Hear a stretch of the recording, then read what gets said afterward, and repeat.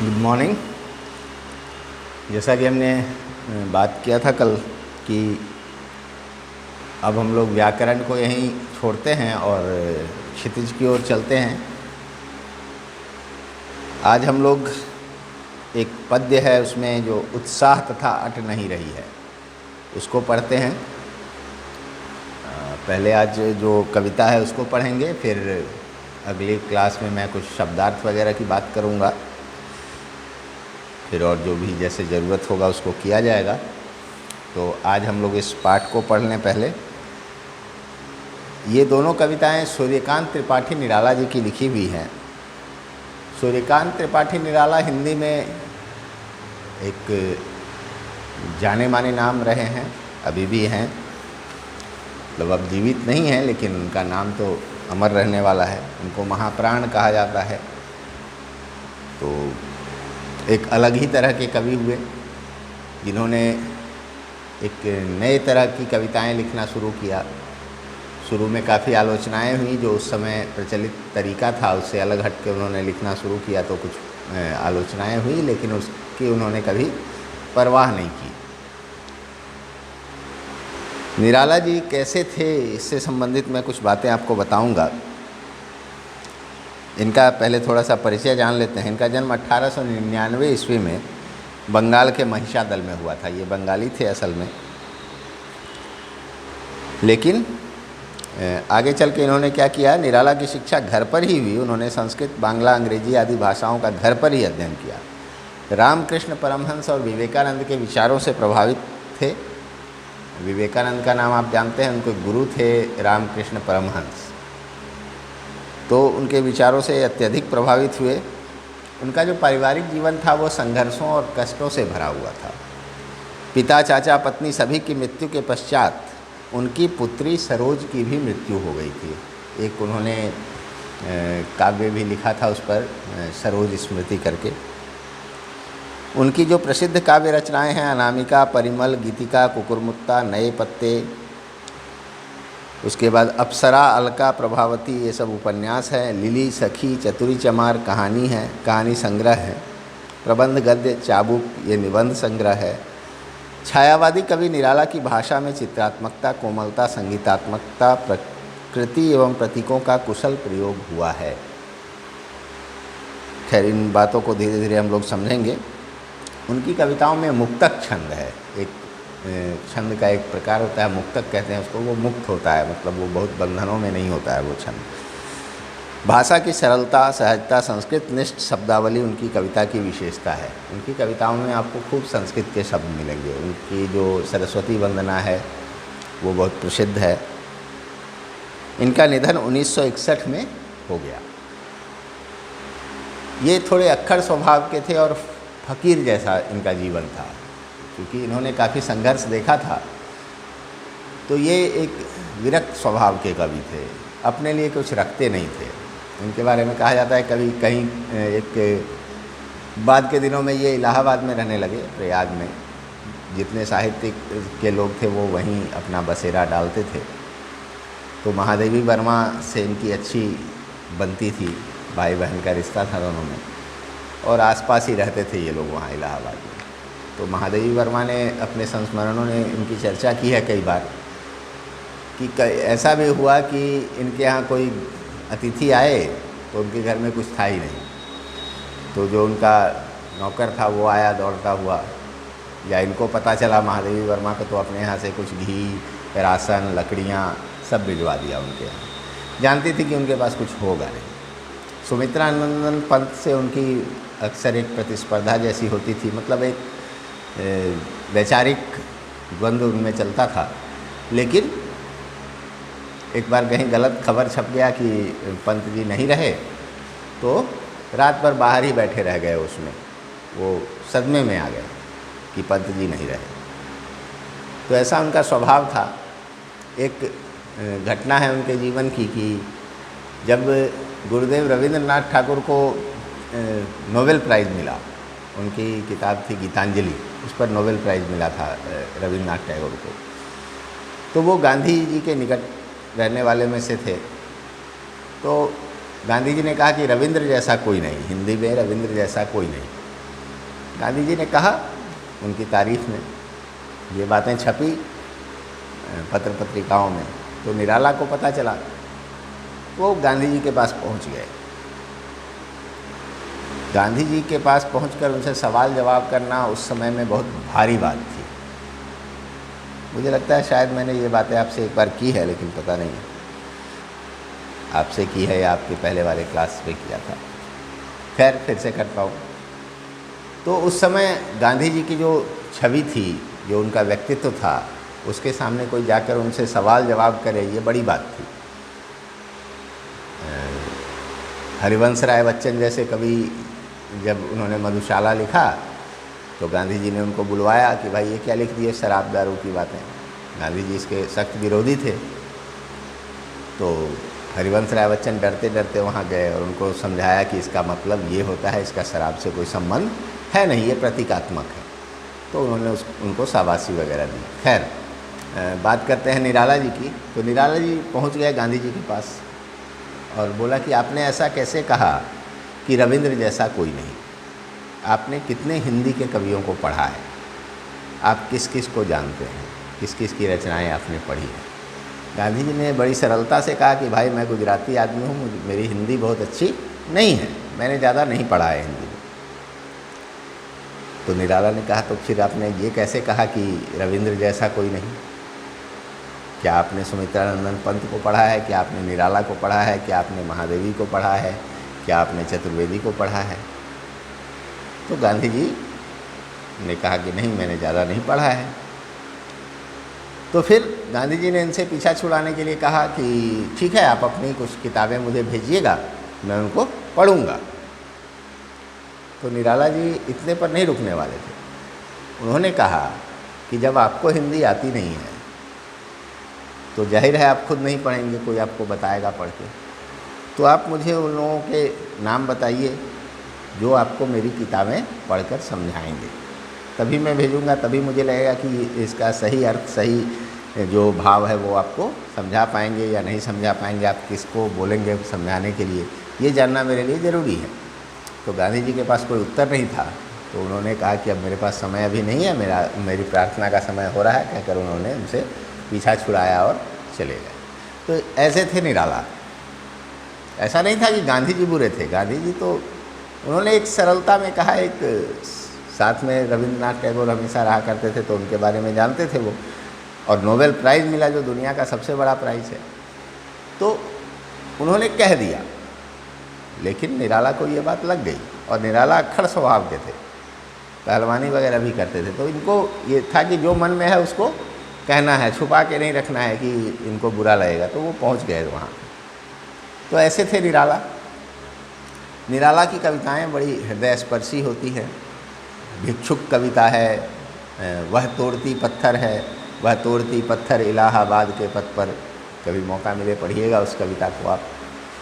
कि एक वो कहीं से आ रहे थे तो उन्होंने देखा कि एक महिला सड़क के किनारे पत्थर तोड़ रही है गर्मी के दोपहरी में, तो उस पर उन्होंने लिखा वह तोड़ती पत्थर इलाहाबाद के पथ पर। भिक्षुक लिखा जिस पे एक लाचार गरीब बूढ़े भिखारी का वर्णन है कि दो टूक कलेजे के करता पछताता पथ पर आता, पेट पीठ दोनों मिलकर हैं एक, चल रहा लकुटिया टेक, मुट्ठी भर दाने को भूख मिटाने को मुँहफटी पुरानी झोली का फैलाए।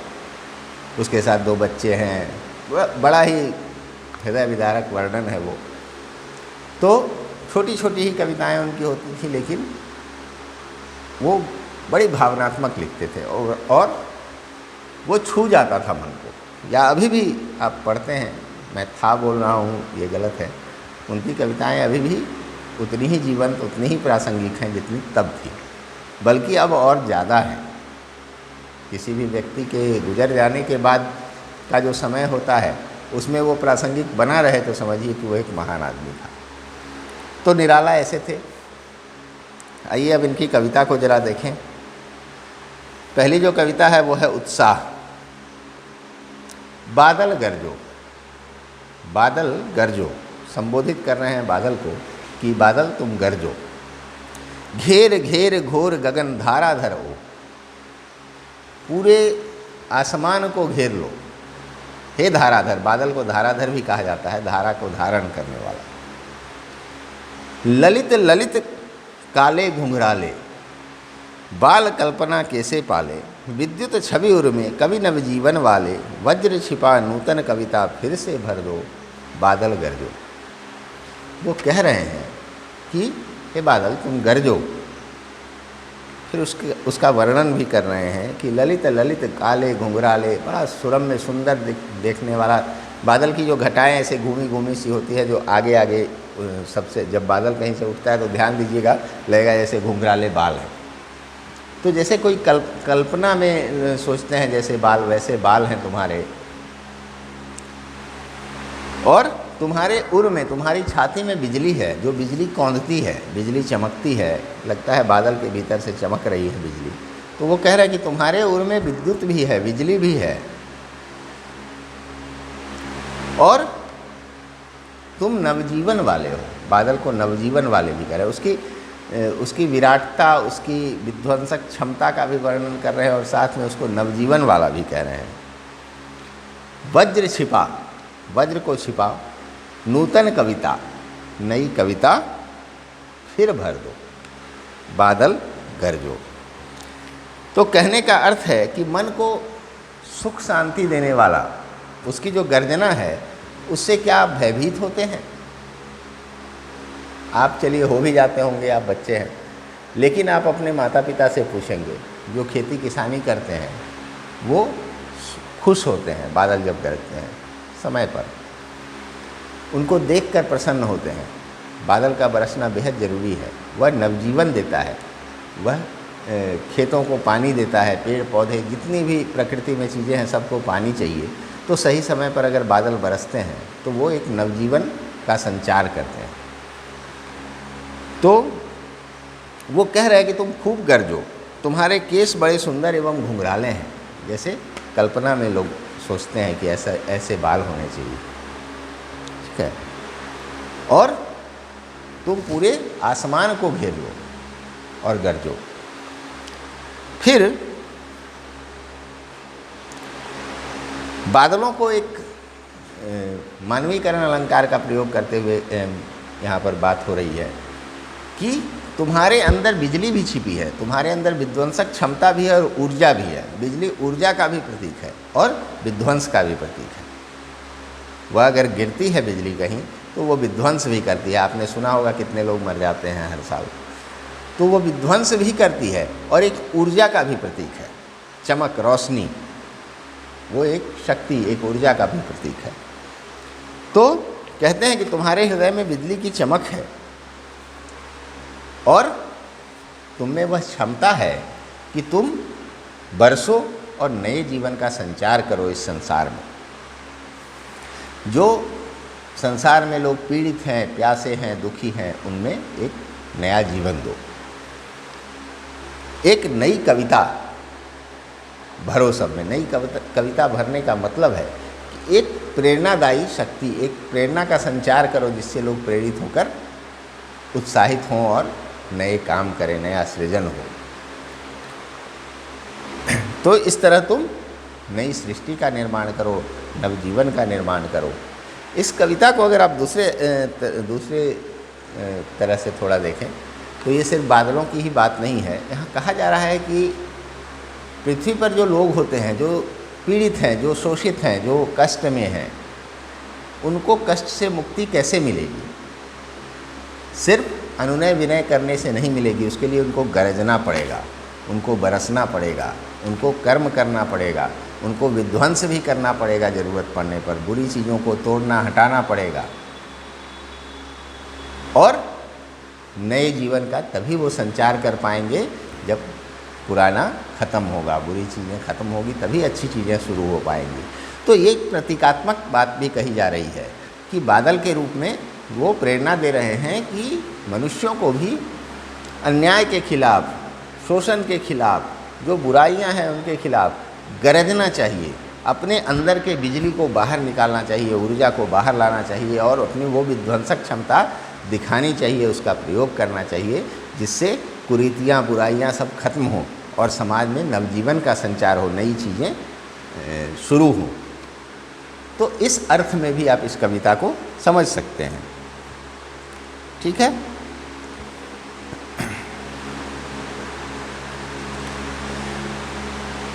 उसके बाद है विकल विकल उन्मंथे उन्मन विश्व के निदाग से सकल जन आए अज्ञात दिशा से अनंत के घन तप्त धरा जल से फिर शीतल कर दो बादल कर दो।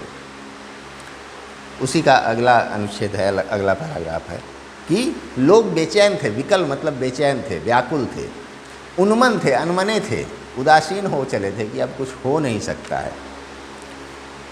विश्व के निदाग, जो पूरे विश्व में जो जलन, जो तपन फैली हुई थी,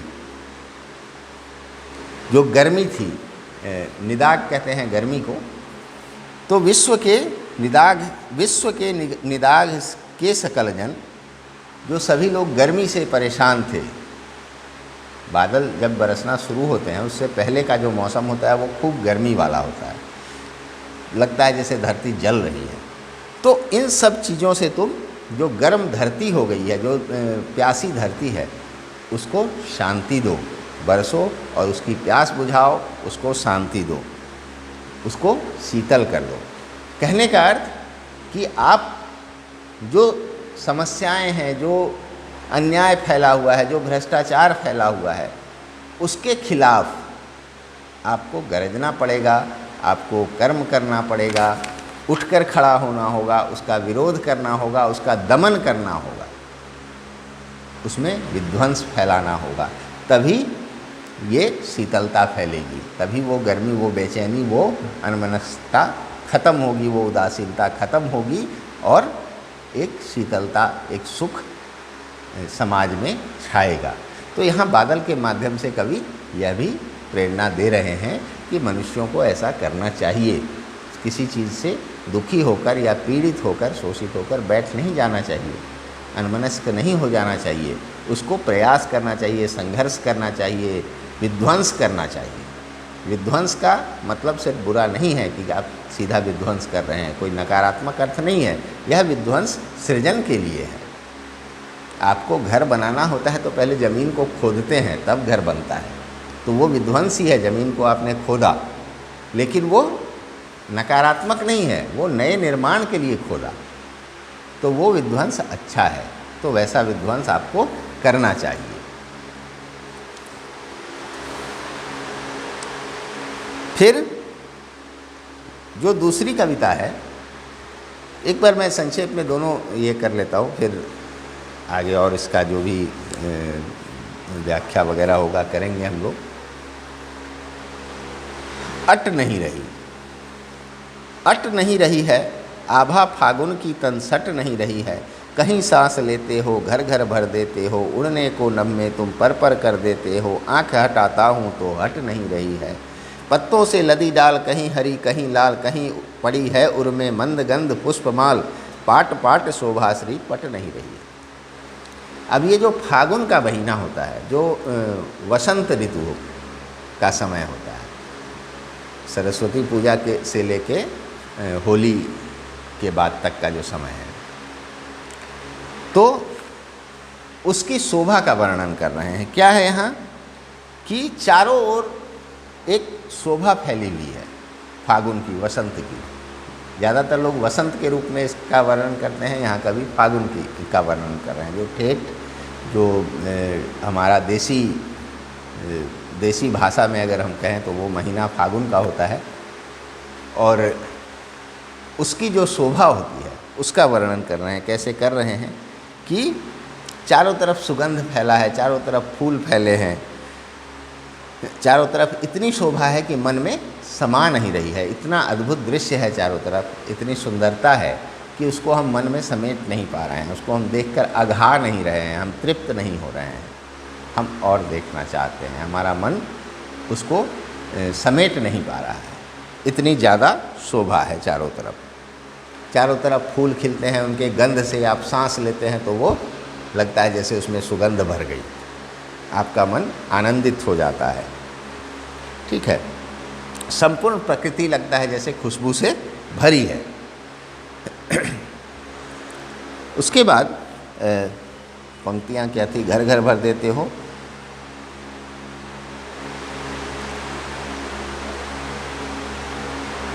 हाँ, तो इन सब चीज़ों से मन इतना प्रसन्न होता है कि मानो आकाश में उड़ने लगता है। वह हर चीज़ को समेटना चाहता है, हर तरह की सुंदरता को देख लेना चाहता है, पा लेना चाहता है और मानो आकाश में उड़ने लगता है। आँख अगर हम हटाना चाहते हैं उस सौंदर्य से तो भी उसमें इतना आकर्षण है, इतना अच्छा दृश्य है कि आप उससे आँख नहीं हटा सकते हैं। तो इसी बात को कवि ने कहा है कि आँख हटाता हूँ तो हट नहीं रही है। अब आगे कहते हैं कि पत्तों से लदी डाल, वसंत ऋतु में नए पत्ते आ जाते हैं पेड़ों पर, तो पत्तों से लदी डाल, डाल पत्तों से लदी है, कहीं हरी कहीं लाल, कहीं आपको लाल पत्ते दिखाई देंगे तो कहीं थोड़ा जो पुराना हो चला वो हरा हो गया, लेकिन उसमें एक चमक दिखती है। तो पत्तों से लदी डाल, कहीं हरी कहीं लाल, कहीं पड़ी है उर्मे, सीने पर कहीं मंद गंध पुष्पमाल, सुगंधित फूलों की माला जैसे पहना हुआ है पेड़ में, जिसमें फूल लगे होते हैं बहुत सारे। तो ऐसा लग रहा है जैसे वो अपने छाती पर उसके फूलों की, सुगंधित फूलों की माला है। इस तरह से पाट पाट शोभा श्री पट नहीं रही है, चारों तरफ शोभा फैली हुई है और ऐसा लग रहा है जैसे बिछी हुई है, वो ख़त्म ही नहीं हो रही है। तो इस तरह से ये फागुन के महीने का जो सौंदर्य होता है, जो प्राकृतिक दृश्य होते हैं, उनका एक बड़ा ही सरल और संक्षिप्त पंक्तियों में, मतलब कम पंक्तियों में उन्होंने इसका वर्णन किया है बड़े ही विस्तार से।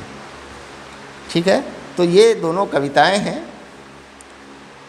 अब एक बार हम लोग इसका अगले दिन क्या करेंगे कि एक बार पहले हम लोग जो शब्द हैं इसमें उनका अर्थ जानेंगे। आपको भी मैं हमेशा कहता हूँ कि आप शब्द लिखिए और उसका अर्थ ढूंढिए, नहीं मिले तो मुझसे पूछिए।